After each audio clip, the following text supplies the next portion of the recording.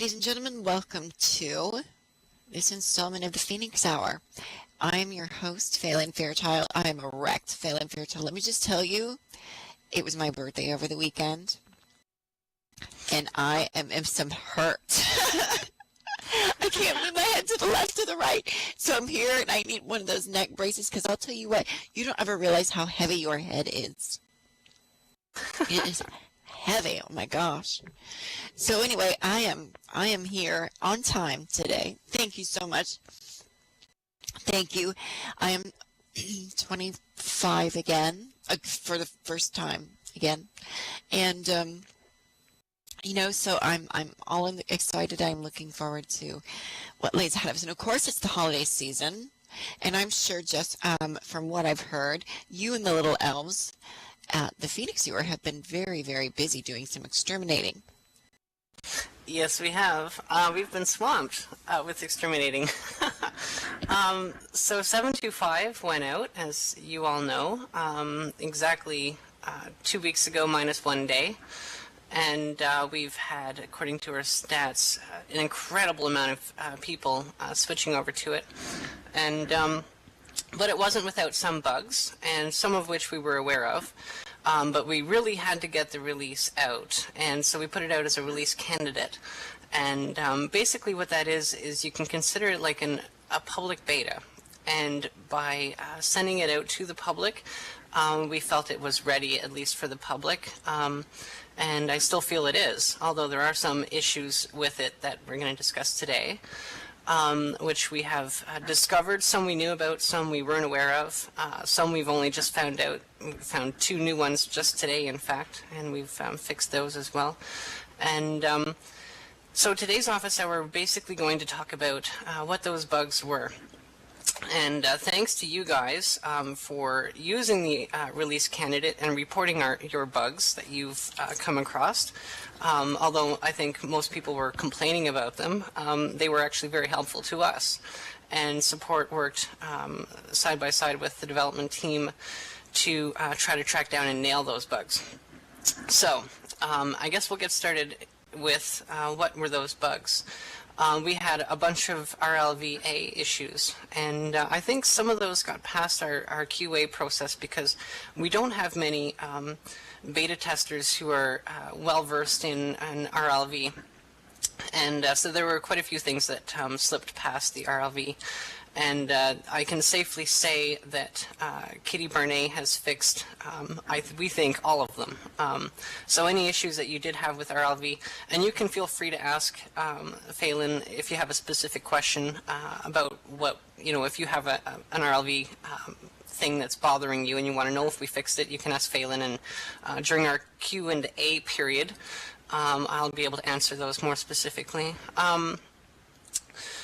We discovered a bit of a bug in that the linked folders, for example, if you deleted the linked folder, it would land in your trash, and then if you restore that linked folder, it would land in your inventory someplace, and it would be horribly broken, and not supposed to do that.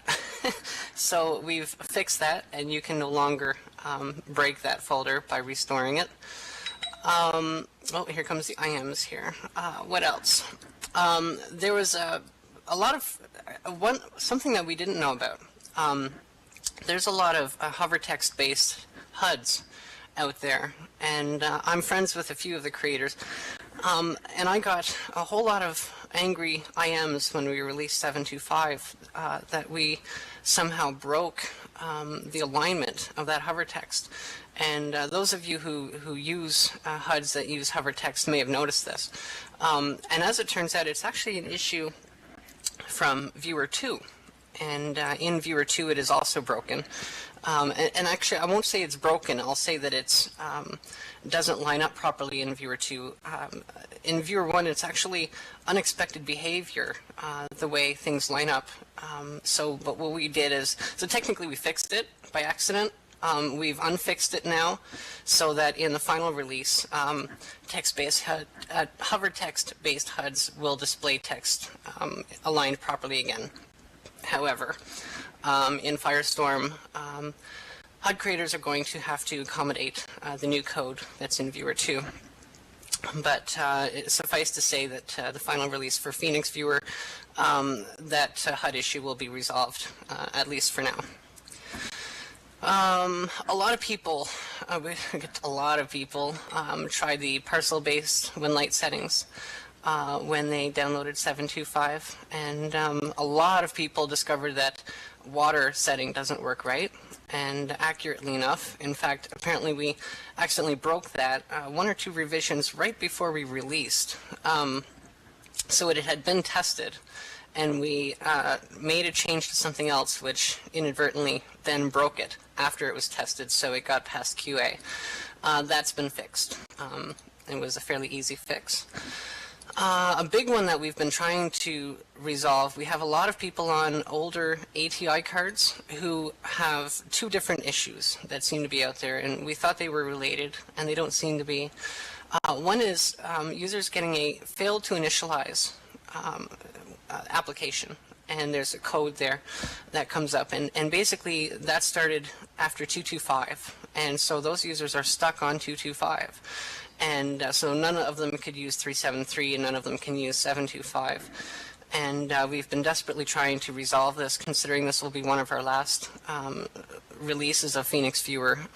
We feel it's very important that these users, although there's not that many of them, it's pretty important that these users can log into our final release. And it looks like we've resolved that particular one. The other one that some people are having on older ATI cards is initializing multimedia. And this is basically when you click login and you get that login process or progress screen, progress bar. In that progress bar there's a part that says initializing multimedia, initializing communications, connecting the region, and so on. These users are crashing right as it says initializing multimedia. This is currently the last bug that we have that's a showstopper that needs to be resolved before we release the final. And we have been working on that somewhat relentlessly with users who are experiencing that problem. We're just kind of working with them directly. And we 100% intend to have that fixed before we release the final version. So if you're one of those users who can't update 3.7.3 or 7.2.5 or anything after 2.2.5, have no fear. You are on our priority list right now. What else do we have? Had a lot of people with voice issues, and so in 7.2.5 we updated SL voice files with 3.1, and 3.1, it turns out, seems to have some issues. And although it passed QA, once, QA, we've got 200 people roughly. When it goes public, and you've got 100,000 people testing for you, it's small bugs that only affect a few people show up a lot more because it's a bigger pool to pull from. And so we discovered that there was some voice issues with 3.1. We also discovered that Linen Lab is pulling now voice files from 3.2 version. And so we're going to be trying that. In the final release, we'll be using 3.2. We have yet to still QA that, but it seems to be better. Selection highlights. This was a big one for some builders that we have. We have three places in the viewer where you can enable or disable selecting highlighting of prims when you edit them, and they were getting conflicted and out of sync. And so that's been resolved. Viewer lockups. Yeah, everybody knows about that on 7.2.5. Basically what it is that the viewer temporarily locks up, and it lasts about 3 or 4 minutes. Basically it'll lock up for a second, and then it's okay, and then it locks up for a second, and then it's okay. And what this is a lot of people are complaining about texture is not fully rezzing, as in blurry. And so we had implemented a patch that we came across from another developer. And this patch addressed that issue, but in the process, in the way that it worked is basically it prevented cache from, prevented the viewer from discarding texture cache. And in doing so, eventually your texture cache will fill up, so the viewer then has to discard things. And while it's discarding things, you're getting the lockups. Basically, it's making room. So we've made some changes to that now. And we're about to go through QA with it. In fact, today we're getting ready for a beta, today or tomorrow.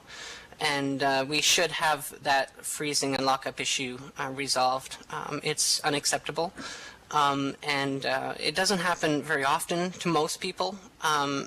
It did happen to me at one point, and I thought it was just a fluke. And but it's not a fluke. A lot of people reported it. So again, yay for RC. Release candidates really help us determine whether a release is truly ready. And so the release candidate really helped us in that way. You guys all helped us in that way. What else did we have? Performance issues. Yeah, I saw someone mention in chat lag issues. So some of you have noticed, and many people didn't actually notice. In 7.2.5 we have a new installer, and the installer gives you the option to install SSE2 for computers that support SSE2, which is basically high-end computers will run those. Or standard, which is just SSE. And I'm not going to try to go into all the detail about what SSE is because it gets complicated and I don't want to confuse people. I'll just say that some newish computers support SSE2, but not very well. So the installer detects, it checks to see if the computer, if your system supports SSE2, and then it will recommend SSE2. But if your system is not very good at running SSE2, you'll have performance issues. We're considering changing that perhaps. But basically, if you're having lower frames per second 7.2.5, go back through the installer again, and when you're clicking next and next and next, make sure you take a look and you'll see in there, there's a point where it says to install, it's going to recommend SSE2 or standard. Choose the standard installation this time and go ahead and install that instead. And most people that have older systems that do support SSE2, just not very well, will find a huge performance boost just using SSE. I hope that explains things, and if you have any questions regarding that, ask Phelan, and we'll get to that during our Q&A. It's interesting to note, though, that the majority of everybody that's used 7.2.5 has found a huge performance boost compared to our 3.7.3, and that was what we were looking for. But again, some people are having problems with the SSE2. So what else did we do? Oh, right. Since Linux Lab's been rolling out all these new simulator versions all the time with Latagra and Magnum and Blue Steel, everybody's familiar with those yellow pop-ups in the bottom right-hand corner telling you that you're on a new sim version, and you can't read it. So that's been fixed. It's fairly minor, but an annoyance, and so we took care of that. We've done some more work on media. Still trying to figure out, media works for most people, doesn't for all. We do have a wiki page on failed media, so if you can't get media to work, there are workarounds. We'll see how our final release works for media. You may still need to do a workaround for it, but we are working on media stuff. In fact, right now, as Kata just said, he's working on that. Linux, we're having problems with voice and streams. That we believe has been resolved. Again, we're pushing out a beta tonight, and we're pretty confident that it's resolved, but we'll find out during the beta if it actually is. We had a lot of Linux people unable to use streams, and it turned out that GStreamer got screwed up during the implementation of the built-in media player, and so that's been addressed. What else do we have? A lot of people were complaining. So we've got two schools of thought when it comes to display names. Some people love them, some people hate them. and it's very difficult for us to give everybody what they want and keep everybody happy because, well, you just can't make everybody happy. But some of the complaints we did have was, and I'll quote some of the IMs that I got. This is a half, and I'll probably get beeped for this. This is a half-assed implementation of display names. Rah, rah, rah, rah. Complain, complain. So we're going to give you more display name support. You're going to have display name in group chats, in local chat. You're going to have display name in avatar list, in your friend list. You're going to have display name in partners and profiles, etc., etc., etc. Okay, so that will make some people happy and will probably piss off other people. Unfortunately, we can't, make everybody happy. You do have the option to disable display names. You still have the option to have display names and usernames, and you still have the option to just show usernames. So hopefully we can cater to everybody as best we can. What else? Oh, right, this one you guys are all going to love. You guys may remember, some of you, we had an office hour a while back about lag, and LinaLab enabled a new feature on the server which allows a script to calculate script memory. And we're going to have a wiki for you guys for that by the time that we put out the release. And we hope that everybody reads it. And this is basically, we've got right-click count scripts. And right-click count scripts is somewhat inaccurate. It gives you a script count of everything visible to you. It didn't count HUDs. Our right-click script count now will count how many scripts on the user overall, including HUDs, and it will give you a print of the amount of memory that's being used by all those scripts from that object or that avatar. It's important that people know. I'm a little bit afraid of this because I'm afraid people are going to go right-click script count on everybody they see, and as soon as they see that somebody has, oh my gosh, they've got 6 megabytes in script memory used, I'm going to ban them from my region. I don't want people doing that. That's not why we're adding it. We're adding it so that people can have a better idea of the effect they themselves are doing. And I will ask people very strongly that if you find someone with really excessive script memory or scripts, just IM them. Let them know. Help them find out what they are wearing that's using all those scripts. Most of the time, I'd say 99% of the time, they have no idea. Most newbies don't even know what a script is, let alone that scripts come in objects or in their hair. So rather than be script police, try to help people with it. I think 5 megabytes in script time is right around the line of getting up there. But it depends on you. Anyways, don't use it as a reason to eject people from your simulator and grief people and things like that. You'll also find that right-click script count is very fast now. It's much, much faster. And the bridge, it depends on the bridge. The script count is now being done in cooperation with the bridge. So if you aren't wearing a bridge, it's not going to work for you. So that's just a warning. And so if you can't get script count working in the final release, check and make sure you're wearing a bridge. The bridge version will be 12 this time around. And when you log into it, you will get yet another bridge. And eventually it will ask you if you'd like to delete your older bridges once your inventory is fully fetched. And you can choose to do that or not.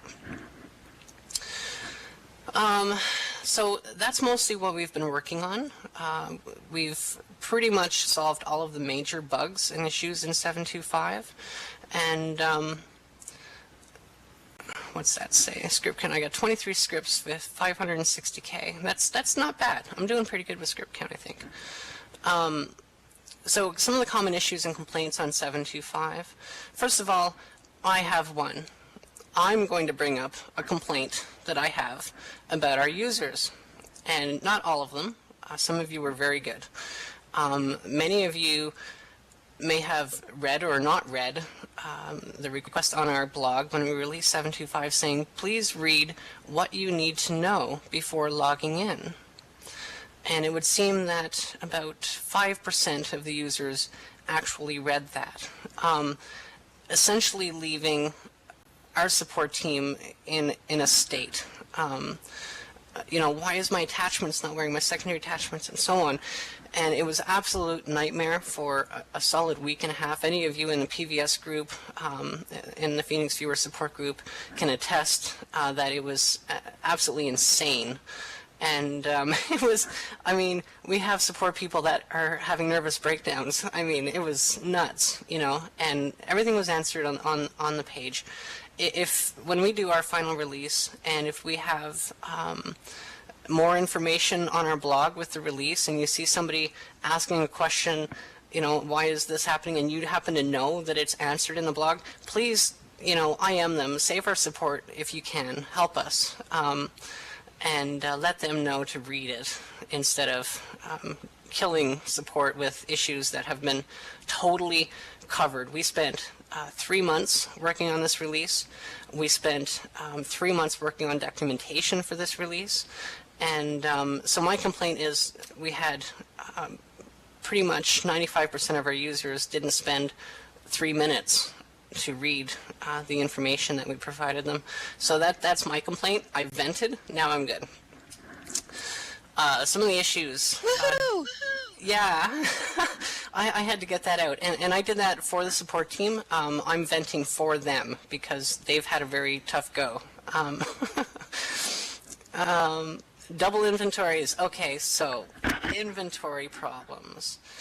I hate to point the finger at somebody not Phoenix, but I'll just say that when 725 came out, there was a lot of inventory problems.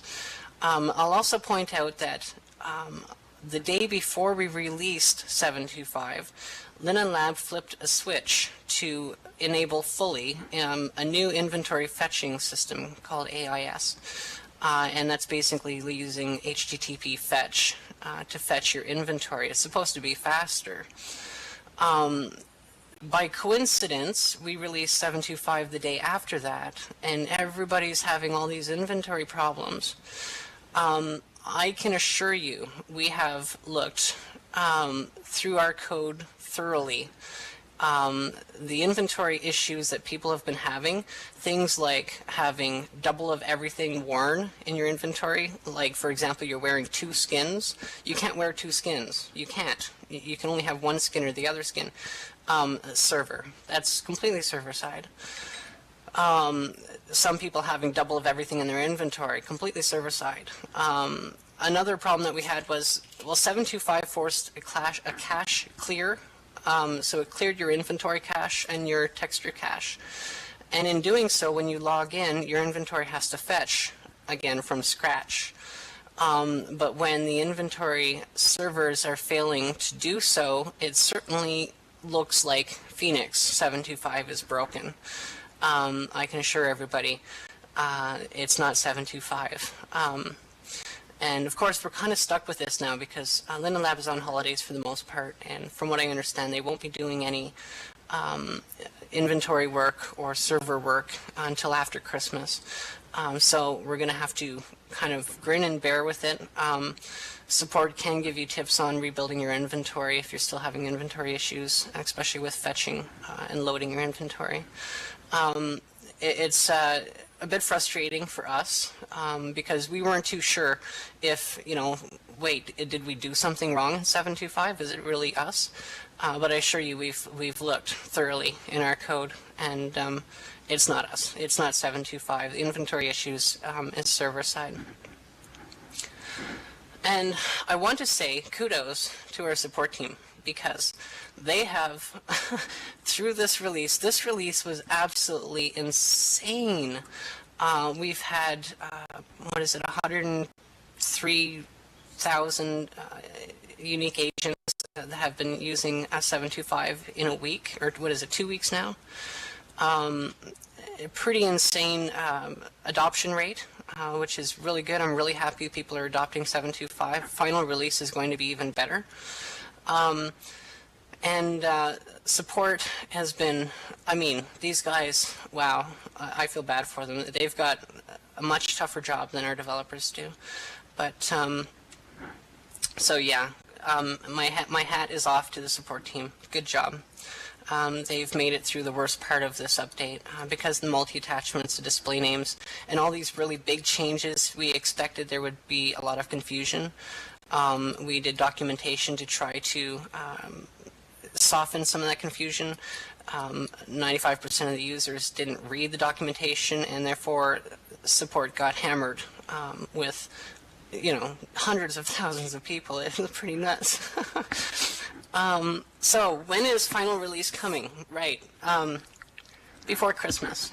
We're pushing a beta out tonight, and we expect it to go well. We will probably do one more beta after that, because we do still have one more major issue to make sure that we resolve, which is the multimedia issue. Oh, I have someone on my head. So definitely before Christmas, I am pushing everybody. We really, really want to get this out soon. So I'm going to say for sure we're going to have it out before Christmas. And if I'm wrong, you guys can all throw tomatoes at me at the next office hour. One more thing before we get to our Photoshop Jessica Lion contest winners. Phoenix Firestorm Preview Group. Okay, let me explain what that is. First of all, you can find it from my profile. I'm officially announcing it now. It's been open for a little while now. We have a beta team, and we also have now a preview group for Firestorm. A lot of people have been saying, oh, can I try Firestorm? Can I try Firestorm? So we've got a delicate decision to make, which is, when is Firestorm ready? When is Firestorm really ready for a public release? And the answer to that is tricky, because if we release it too early, users who hate Viewer 2, and basically we haven't done enough with the UI, are going to log into it and say, I don't like this, and then log out, and they may never use it again. On the other hand, if we release it too late, we may have people who move to Vanilla Viewer 2, for example. So we have to be very careful. The reaction that I want to see with Firestorm from the average user, and this includes people that don't like Viewer 2, especially people that don't like Viewer 2, is I want them to log into Firestorm and say, hey, good, I like this. That's the reaction we want. So, our beta team will be receiving Firestorm builds early, and they will run Firestorm for about a week or two, and then that beta is going to be passed not to the public per se, but it will be passed to the Phoenix Firestorm Preview Group. And in the preview group, it's open enrollment, anybody can join. I want a big mixed bag of people in this group. I especially want to see people that don't like Viewer 2 in this group. And I want your actions to be honest. When you log into Firestorm for the first time, if you don't like it, let us know. If you do like it, let us know. We want to know how you really feel about it. And as far as the time frame goes, maybe a month. We're hoping to have a work in progress. And that's another thing I've got to make clear. The betas, we'll be sending them to the beta team first. These are not going to be betas. They will be alpha. Okay? These are absolutely work in progress. Not something to be judged. If you see something that you say, well, why don't you change this? Well, probably we're going to. We just can't do everything at the same time. We can't do it all at once. So we're going to be giving you work in progress builds. Basically, if you find bugs, you don't necessarily have to point them out to us. We're probably very aware of them. And also that's what our beta team is for.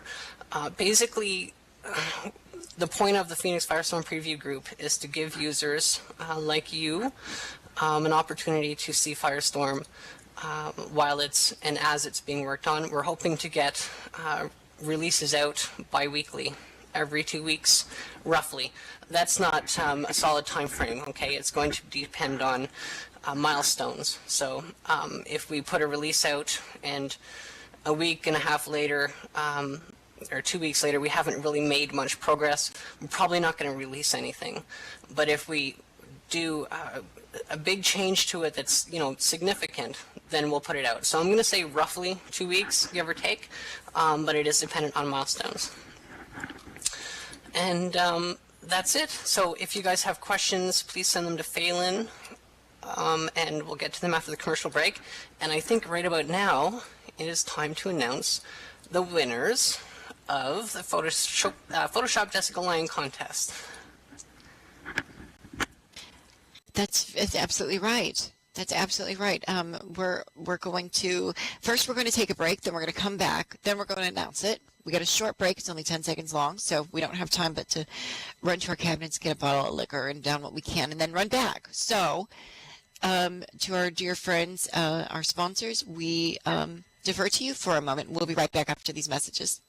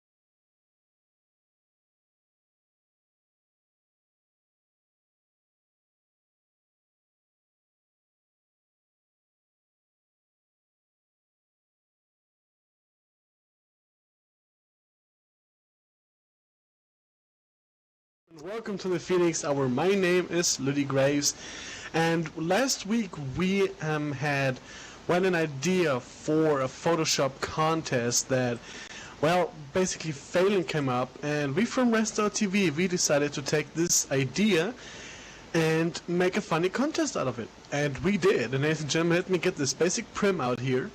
Yes, that's the only thing I can do because I'm not a building geek. Basic prim, and I will present you with the pictures that are in the top 3. Let me say this quick. We had over 80 entries, and only 3 of them made it into the top 3. So this is a really test statement that, well, you people, you rock. Everybody who sent in a picture, thank you very much. You people really rock, and we had a hell of a time watching at them. And well, there we go. Because we were watching at them. Weren't we, Jessica? We were watching at them. Well, we people had the people who have been in the committee and stuff, and they decide who win and lose. So, yeah, it's the number one. It's the plain wood, ladies and gentlemen. The wood one, of course. No, I'm just kidding. I love the German. I do, too. So, ladies and gentlemen, we go now. Place number 3. Let me get the picture. We go now straight to place number 3, and it's not the plain wood, but it's this entry. Ladies and gentlemen, on this picture you see basically Jessica Lion holding up Philip Linden in a boxing wrestling ring, and she's showing him who's the mama. Oh, that's cute.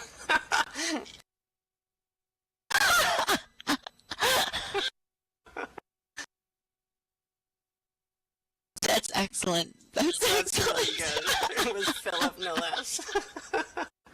And ladies and gentlemen, place number 3. Place number 3 goes to PB McMillan. 1,000 Linden dollar are going to place number 3, ladies and gentlemen. That's to this great. Extraordinary awesome picture. Congratulations, PB. PB is a longtime viewer of the Phoenix Hour and attendee of the show. By the way, I know I've seen that name cross my IM window many a times.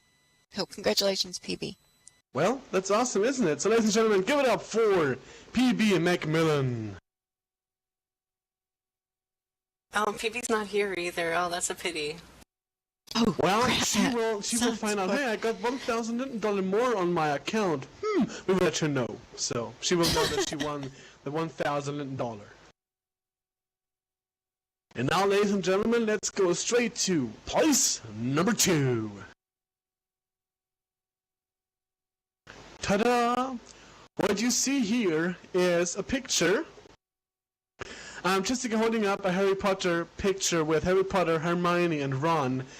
And if you cannot read it right now, let me read it quick. Harry is saying, wait, that means we made a movie about the Ron Phoenix. Hermione is saying, yes, Harry, I earn more money with camping than acting. Phoenix equals magic. And Ron is just bloody Lel. That's brilliant. So that's our second place, ladies and gentlemen, second place. And the Oscar, the money goes to... It's Bo Orzini, ladies and gentlemen. B.O. Orzini is winning the second prize, 2,500 linden. Way to go. Oh, wow. Good job. Somebody's going to take me shopping. Did anybody notice in this picture that it all looks well and good, but down in like the left-hand corner, there's a mysterious pink cat that's staring up at the photo from the background? It's like a Where's Waldo? Oh, that would be Linny's. True. Yep, that's Linny. That's Linny right there. And now, ladies and gentlemen, we go to place number 1, the winner who gets the $5,000 Linden prize money here at the Phoenix Hour. Short before Christmas. I think it's a very good idea to, or very awesome to get this money. Ladies and gentlemen, just take a look at this picture. Drum roll, drum roll. Oh, that's great. Res. Well, there we go. If you take a close view, you'll see what's going on.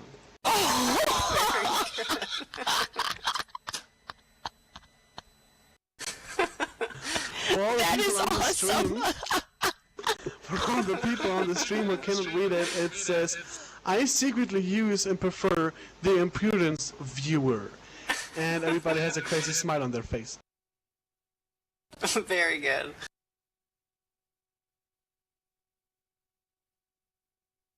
Alright, ladies and gentlemen, and this picture is... I just gotta say, look at my face in this photograph. I don't know what this is.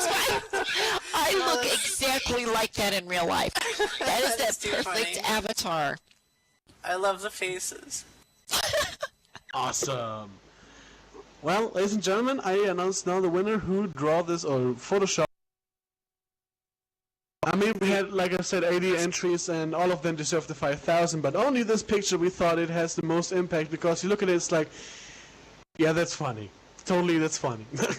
And it's, well, the winner is 9 Warhol, ladies and gentlemen. 9 Warhol! Come on, ladies and gentlemen. $5,000 Linden. Congratulations, you guys. That was incredibly funny. I enjoyed that. That since this contest was made at my my ego expense, I hope somebody takes me for like coffee or something. Somebody should owe you coffee, and after making me look like that, they owe me a little something too. I need some chocolate milk. I'll take chocolate milk donations from any of the winners. Chocolate milk. Well, we will have the top 5 in a gallery here on Rezzed.TV Island, so you can all watch at them, live at them, and have a good time. We will have a little gallery of those pictures. I saw somebody ask if you guys are going to put this on the website as far as the all the entries. Can do it too. I want to see all of them. All of the 70-some entries. Will be done, ladies and gentlemen. We will put it on the website, and everybody can watch all entries here. But these are the top 3, and ladies and gentlemen, we announced it, and the money has been sent. So, ladies and gentlemen, thank you very much. My name is Rudy Graves, and now let's continue with the question and answer segment here on the Phoenix Hour. Thank you very much. Thank you, Ludi. I swear to God, you rival any of Johnny Carson's answers. Thank you very much. And Excellent. I'm gone. Ludi Graves is awesome. Absolutely fabulous. You know it. Okay. So anyway, moving right along. Now that we certainly have our egos in check now. Okay. So we're going to get to the question and answer session. And let's see. You know what? Surprisingly, there isn't a tremendous amount of questions, which shocks me, given that, we've had so many fixes. I guess that goes to show you that the elves that have been working at the Phoenix Hour have been incredibly successful in squashing bugs and cleaning up the toy room. So that's pretty exciting. And congratulations to the support team. Absolutely, support. Way to go. All right, so here we go. Brent Silverblade says, when my girlfriend and I are in... let me just make sure I should be reading this out loud. Anything that starts like that, you got to be careful about. Okay, there we go. That's good. It's good. When my girlfriend and I are in an IM chat and we TP to another sim, we are experiencing volume changes with voice. It sometimes goes up on another sim. It may drop. Does anyone know why? Right. Well, this was another. So there's a few bugs that were reported with voice, and again, we had updated to Vivox or SL Voice 3.1, 3.11, I believe, and there was a couple oddities that were being reported, and I've experienced one of them, which is that I can hear people speaking, but my voice is not coming through. So I am connected, but I've got no output. And easy solution to that is go to Preferences, Voice, disable Voice, hit Reset, enable Voice, hit Reset, hit Apply, and that usually reconnects you and your voice will work. Another one that was a lot of people were complaining about was volumes going up and down. And we're not entirely sure that this was a Vivox or SL Voice problem. We noted that, because some of us were having that problem, and we discovered that if you have Skype running, and you have Skype set to automatically adjust your voice volume, it may actually change your voice volume in SL as well. But we're not sure if it's actually, we're not sure if that was the real cause of it or not. Of course, we can't really, SL Voice is closed source, so we can't really do anything with it.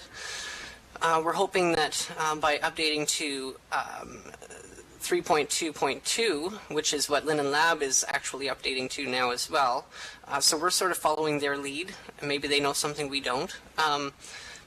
And hopefully that's going to resolve that issue. If it is a voice issue, there's not a whole lot we can do about it other than roll back to an older voice file, which also had issues. So, and I also know that Vivox is constantly making changes. And we're not really up to date with everything that they're doing all the time.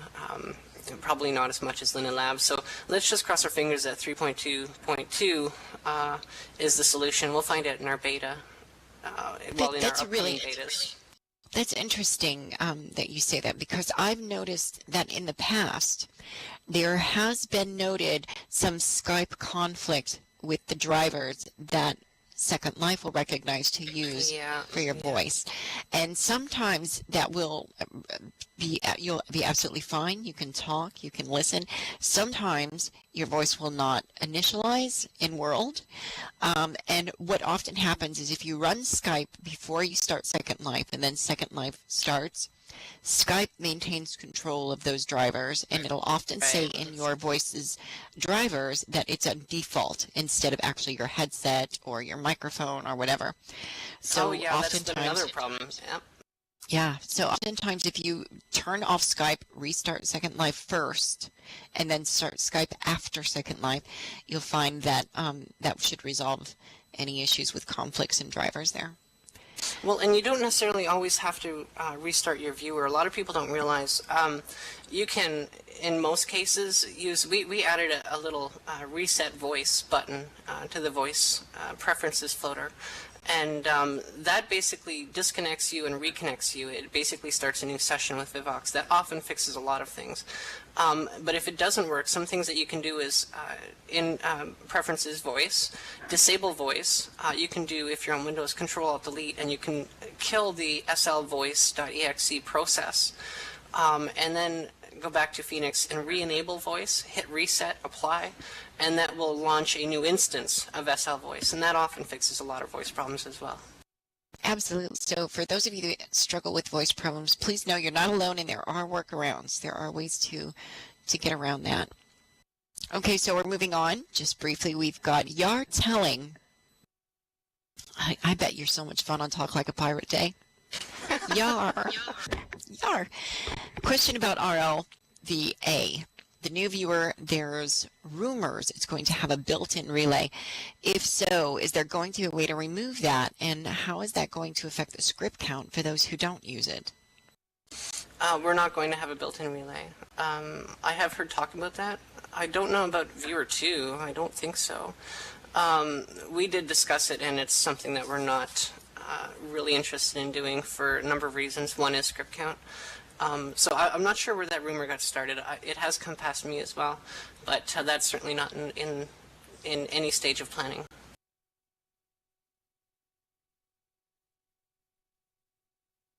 Okay, so no relay. All right, so we've got a couple more questions. We're going to get Chantel Harvey asked a question. Hey, Chantel. Chantel is with us today in the audience, says, is there a chance of implementing 3D in Phoenix? The old Dale viewer has it. It would mean that Phoenix will be the ultimate machinima viewer. I would love to do that, but probably not in Phoenix. Firestorm, maybe. I realize that one of the things, I have a lot of friends who are very heavy into machinima, like Phelan and Chantel, in fact. And I'd love to customize Phoenix or a viewer to work really well for you guys. I'll say, though, that Firestorm is promising, and I'll also say that, and I don't know if you guys have been keeping track of what's upstream from Linen Lab, but I'll just 3 words. Depth of field is coming. And if you're a photographer, you know what that means. Basically, you can have, if you've ever seen a photograph where the foreground is in focus and the background is out of focus, this is something that is coming. And we will definitely have this in Firestorm. It is here, in fact, yes. It's in 2.4, and in fact, I believe, in fact, it is in Firestorm now. Although I haven't tried it. I would have to check. But yeah, depth of field. So this is a huge thing that's in the works. Kristen's viewer has it, that's right. And doing 3D, Chantel, can you send me an IM and send me a link to, I'd like to see the 3D. I'd like to see how that works, but I haven't seen it. So if you could send me a link to the Dale viewer, or a viewer that has it, I'll take a look at it and see what is involved in putting that in the viewer. I'd love to do that, absolutely, if possible. But it would be in Firestorm, though, not Phoenix. Yeah, the Dale viewer is no longer in development, but it does have 3D potential for machinima, which is really fascinating. And also, I imagine, not just for machinima, but any of you who like, sort of more immersive experience, and you have a big LCD monitor at home or 3. For those of you who are very fortunate and you'd like to stick on to some of them 3D glasses, maybe you were like me and said I'm paying $14 to see this movie Avatar, and it sucked, so I'm taking my 3D glasses home with me instead of recycling them and giving them back to the other people at the... Yeah, so you took them home, so maybe you'll get use out of those now, which would be really exciting. I definitely did that. Shoot. They were the most expensive sunglasses I ever owned. $14. Pay for them to watch those movies. You pay for the glasses. So we have a question from one of our external viewers who's watching via the web. Fee Markova says, there's any chance, and this is what's going along with the visual, is there any chance of enlarging text in chat windows and preferences? Some of us have got old eyes. Oh yeah, well this has been an age-old problem in Second Life. The UI adjustments don't really do much good. I could be wrong. I haven't spent enough time in Viewer 2. Do we have a dev in here? Aaron is not here.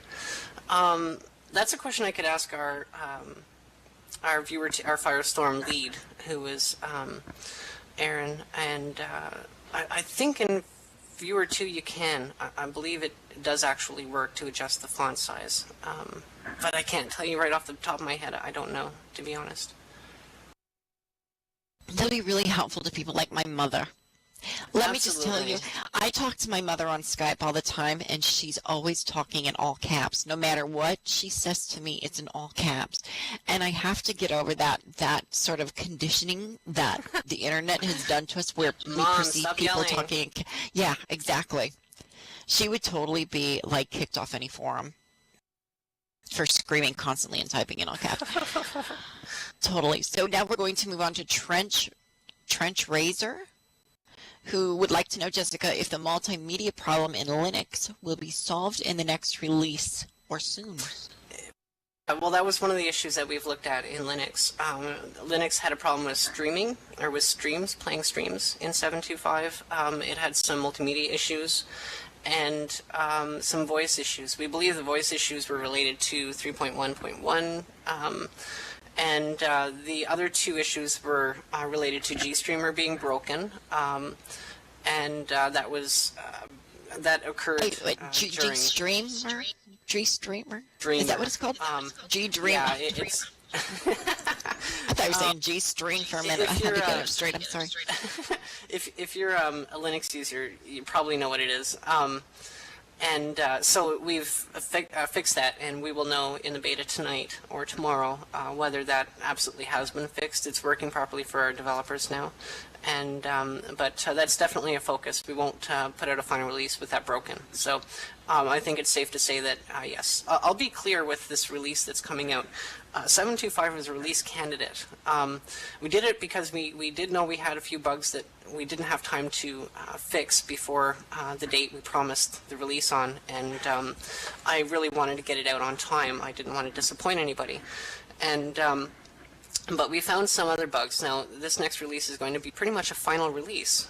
Aside from a few minor changes down the road, this is it. You guys are going to be using this new release, this final release, as is, and so it's very, very important that we get it right. And the release candidate has really helped us pinpoint some of the bigger issues and some of the things that were showstoppers. And things like media not working is a showstopper. Things like streaming not working on Linux, for example, that's a showstopper. So it's very important that this release is working flawlessly, and so we are racing against time. Christmas is less than 2 weeks away, but we really plan to get this out before Christmas, for Christmas. Merry Christmas, everybody, and bug-free as much as humanly possible. So as far as the Linux, as far as that question goes, yes, it has to be fixed.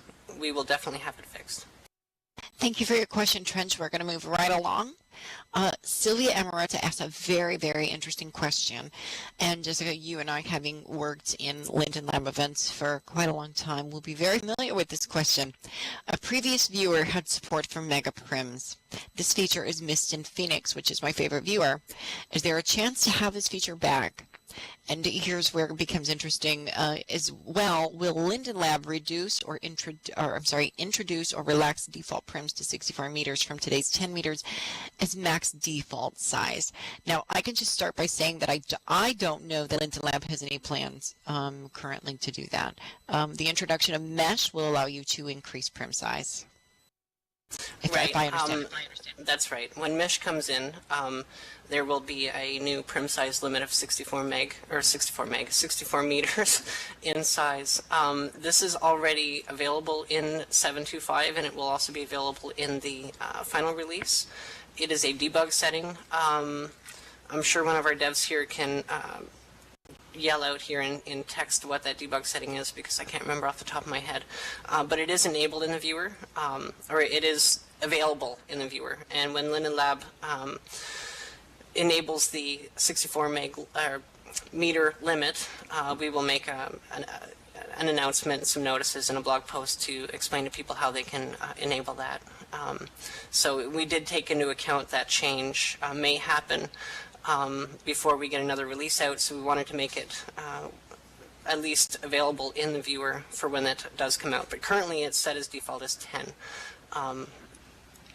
And so, yes, that's it. We're not going to enable huge megaprim support because Second Life is, you just can't do megaprims. You will be able to do 64 meters, though, soon, maybe.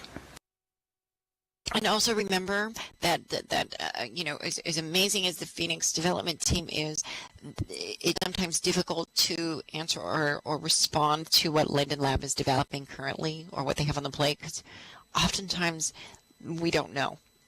We don't know. Sometimes, you know, they might have something in the pipeline that comes completely out of left field to most of us. Oh, I'll just say this for our watchers. Preferences, Phoenix, build tab. Enable 64 prim, 64M prim support. That's the preferences for enabling it. Okay, and so we're going to move right along. We've only got a couple more minutes left to Elizabeth Ann 293, whose last name is Blogger. That's really interesting. I never knew that was a last name choice. Why am I still having problems with the media plugin when someone gives me a URL and it cuts out? That's a good question. We have some people that can't use media at all, and we have some people who have media cutting in and out, Again, there are workarounds to it. Media is not perfect in the Snow Globe code base. It, in fact, is far from perfect. Media works great in 1.23, and it's, from what I understand, pretty reliable in Viewer 2. The Snow Globe code base media was never reliable. And because Phoenix is you know, using that code base, we can't really change that. There are workarounds.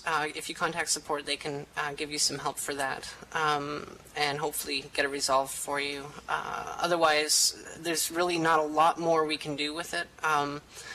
Really, we can't wait to get off Snow Globe. To be honest, we can't wait to get Firestorm going. We can't wait to get it out there. There's so many inherent bugs that come with the Snow Globe code base itself that it's very frustrating for us. And there's things that we simply cannot fix. We have another problem that people have complained about, is that showcase URLs don't all work. This is another inherent problem, which for us to fix this would end up creating 1,000 new bugs. And so before someone asks if we're going to fix it, no. I wish we could, but we literally, in fixing that, we'd set ourselves up for 3 more months of releases with bugs and whatnot. So there are workarounds with Showcase. You can launch Showcase on a web page, and you can right-click on the teleport button and choose Copy Link Location, paste it in Phoenix Chat, click it, it'll open up your world map. That's about the best we can do for that right now. Okay, moving right on to Jalala Demina. You know what, some things, these names, they allow me to make noises with my mouth that I'd never make at any other time. Jalala asks the age-old Second Life question. Now, this is probably not distinctive to the Phoenix viewer. This has probably more to do with Linden Lab. Let me just tell you, this has been a bug since I was a noob 8 years ago. Julala asks, is there any chance of the alpha texture transparency bug? How many of us have ever heard the term alpha arguments? Ever being improved? Not just a Phoenix problem, but does appear to be worse in Phoenix. Yeah, we've actually heard that, especially from Mac users, and we're puzzled as to why it would be worse, because we haven't made any changes in that area at all. But the reality is that's going to be yet another thing that we're probably not going to get fixed on Phoenix. Again, Phoenix, you know, this final release is going to be pretty close to the final release, and that's why I say final. That's going to be another one of those things where we're just probably not going to get around to, maybe down the road. But you know, 1X viewers have a short shelf life now, and we don't want to waste too much more time on it when we should be spending our time on Viewer 2 and the future, essentially.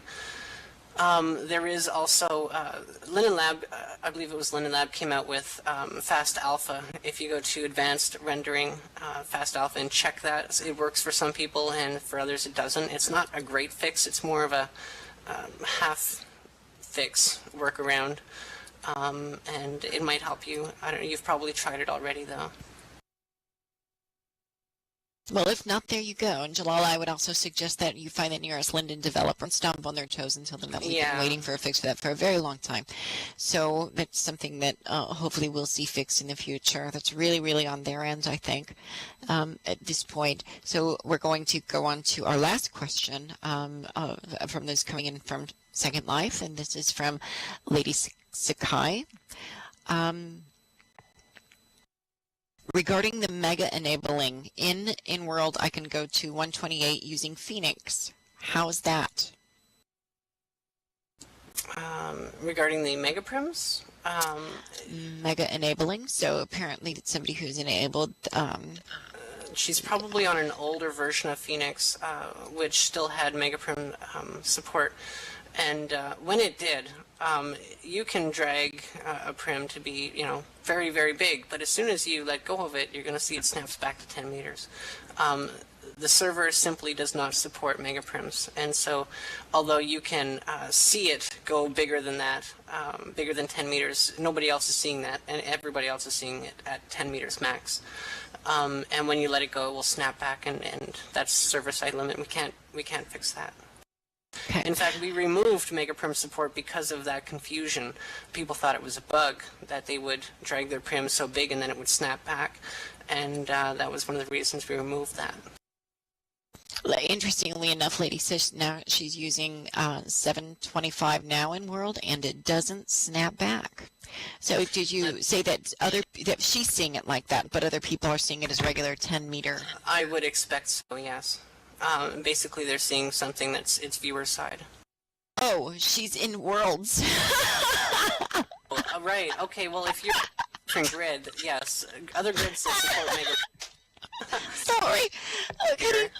Well, it's it's a limitation server side. So if you go to another grid that doesn't have that limitation, or has a different limitation, let's say 128 meter prims, then you'll be able to build 120 meters.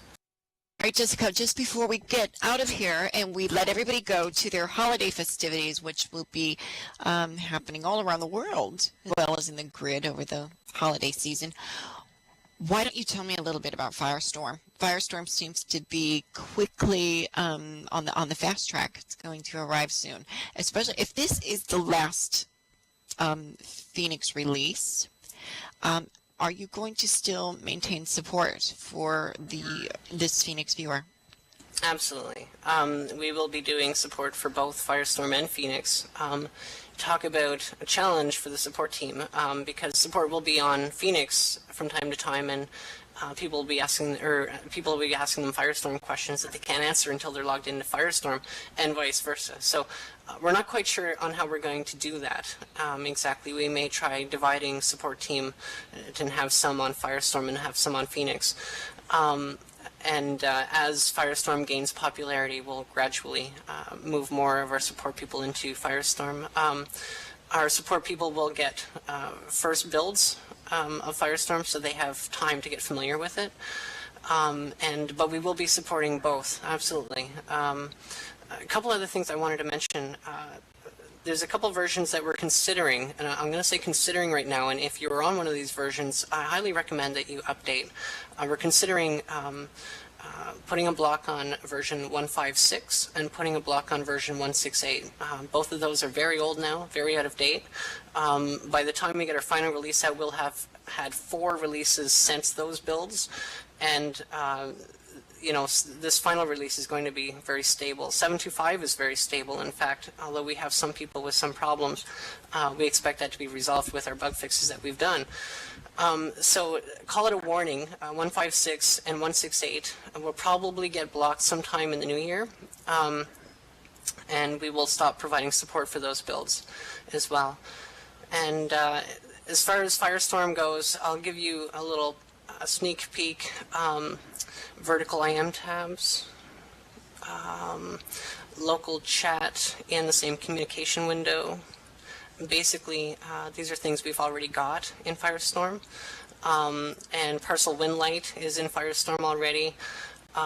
It's coming along. I mean, we're really moving along with Firestorm, and it's starting to look familiar to 1X viewer users, I think. And but we'll know for sure when we do our first couple preview builds. So if you guys want the previews, join that Phoenix Firestorm preview group. You can grab it from my profile. That's really exciting, Jess, because I know that just from the past talking with people in the community, talking with people who've attended the Phoenix Hour, we know that Viewer 2 does not have an enormous fan base. In fact, it's probably one of the most loathed viewers ever to, access the grid. And I honestly think that Viewer 2 has some incredible features. I think the biggest kick in the taco is the fact that it's not intuitive in terms of the UI, where we're going to, where we can find things. It doesn't seem really accessible to the user. Something the funny. UI is a mess. Sure. I've been getting contacted a lot by people who started Second Life in Viewer 2 and have come over to Phoenix. And they do prefer Phoenix over Viewer 2, the majority of them. But what's interesting is that they think that the Phoenix UI is very unintuitive. And I find that fascinating that it's impossible for me to judge Viewer 2 from a new standpoint, because I'm used to this viewer. I'm used to 1X viewers. So it's interesting to see that Viewer 2 users coming to Phoenix are finding that our UI is unintuitive, the same way that I find the Viewer 2 UI is unintuitive.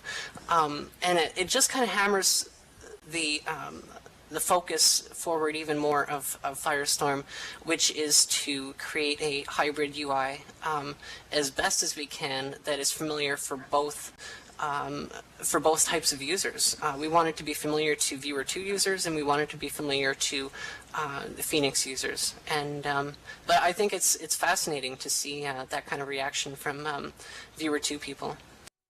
Absolutely. Absolutely. Ladies and gentlemen, unfortunately, we are out of time. In fact, we're over time. Unfortunately, you won't be seeing Jessica or myself here at the Phoenix Hour until January 11th because of the holiday That's right. season. Yeah. So we'll be a month before our next one. It certainly will, and we will miss each and every one of you. But until then, we wish you all a safe and happy holiday season. Oh, Merry Take care of Christmas, yourselves. Have a very, get drunk, but don't drive. Yeah. Merry Even you Christmas, health everybody. nuts. Yeah, even you health nuts, because you know what? Let me just tell you, I encourage drinking in safe environment, but I will tell you right now, and the reason I say that, I know health nuts say I don't drink, I don't eat meat, whatever, but you're going to feel really dumb when you're on your deathbed dying of nothing. So have fun. Live it up while you can. And ladies and gentlemen, that's all for us at the Phoenix Hour. Thank you very much, Jessica Lyon. Thank you, Rezzed.TV. And thank you to our amazing audience who's with us every week, and to our sponsors. Everybody have a safe and wonderful Christmas and New Year. Take care, everybody. Be safe.